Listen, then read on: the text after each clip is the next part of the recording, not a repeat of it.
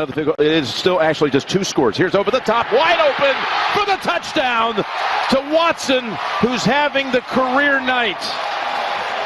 Because now the play action fake, the defense overplays and nobody covers Ben Watson.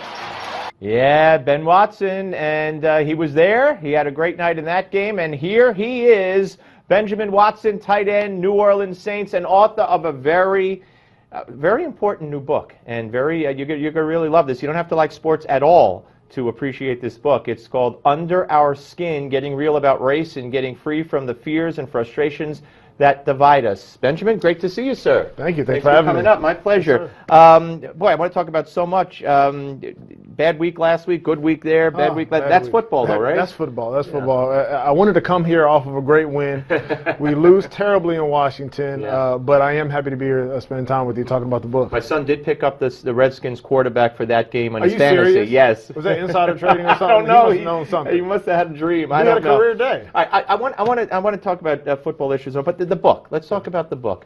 And you've been in the NFL for so long. Your rookie year, you win a Super Bowl with the New England Patriots. The whole thing. You've been from team to team, and great career. But why did you write a book about race? Well, I think it was basically after Ferguson last year, and I wrote a Facebook post last year that garnered a lot of attention.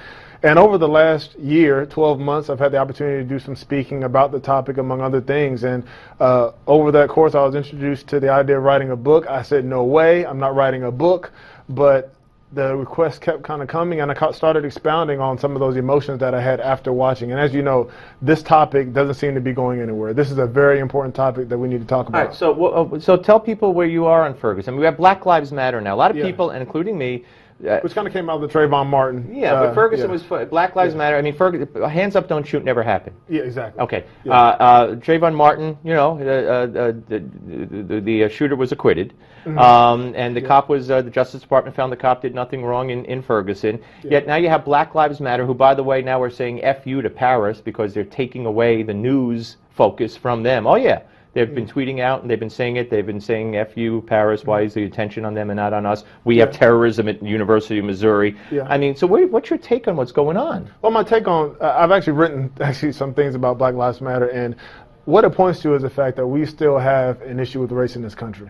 And a lot of times we don't see it. It may not be our experience, but it is still there. And while I don't approve of many of the tactics of Black Lives Matter, I don't. You know, I think that there comes a place where you need to respect when people are speaking. You don't come in a blanket, fry them like bacon. Well, you don't come in. Certain things you don't say that are disrespectful. They detract from the point you're trying to make. So I can appreciate the fact that they want to stand up and say that, hey, there are issues with race in this country. I may not agree with the tactics, but I think that's why part of the reason why I wrote the book, because I feel like we all, black and white, have a role in this narrative, and it's important that we see where we stand in this whole thing. The football team at University of Missouri got involved and basically was responsible for the firing, the resignation of the school president. Mm-hmm. Do you believe that that's a dangerous precedent? I mean, to me, I know there was millions of dollars on the line, but to me, if I'm the coach and the administration, I say, you're not going to play? Guess what? You lose your scholarship, go home. The awesome thing, though, was that the coach was part of it. The awesome thing is that I saw the picture of the coach. He was supporting, whether or not he was or was told to, but he was supporting. Well, I saw him with the picture with the players. Absolutely, true. And everyone. True, yes. And the great thing was that he was standing in solidarity with his team.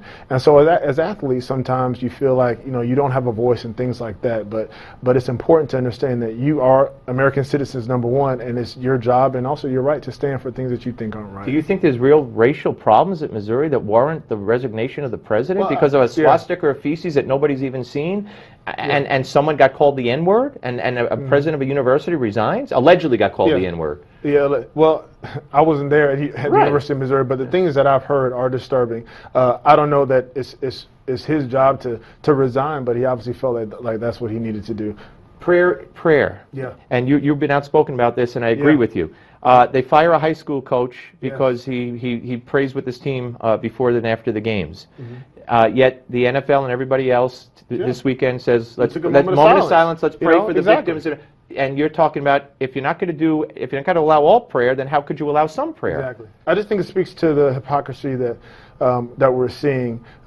It's crazy to me that this man who's a football coach has a right to come in after the game to pray, and he's suspended. But yet when tragedies happen, when these horrible things happen, when someone is ill, when it's something that's out of our control, we always feel that we have the need to go to a higher power and pray. Well, how do you but in our that? daily, What is it, political correctness? Well, it may be that, but in our daily life, we want to shun God and we want to say we can take care of this on our own. All I'm saying is that, look, we have to choose. Is God the God who we look to for comfort during tragedies? Is he the God who can control all those things? Or is he the God that we don't even trust with our daily lives and allow someone to pray and exercise? So you the have right no to do problem so? with the high school players praying? Oh, not at all. Not at all. And believe me, they will continue to do so. And as long as there's prayer and exams, there will be, as long as there are games and exams, there will be prayer and school. Under our skin, Benjamin Watson, folks. Get it. Thank you, sir. Very much. Man. Appreciate it. Appreciate it.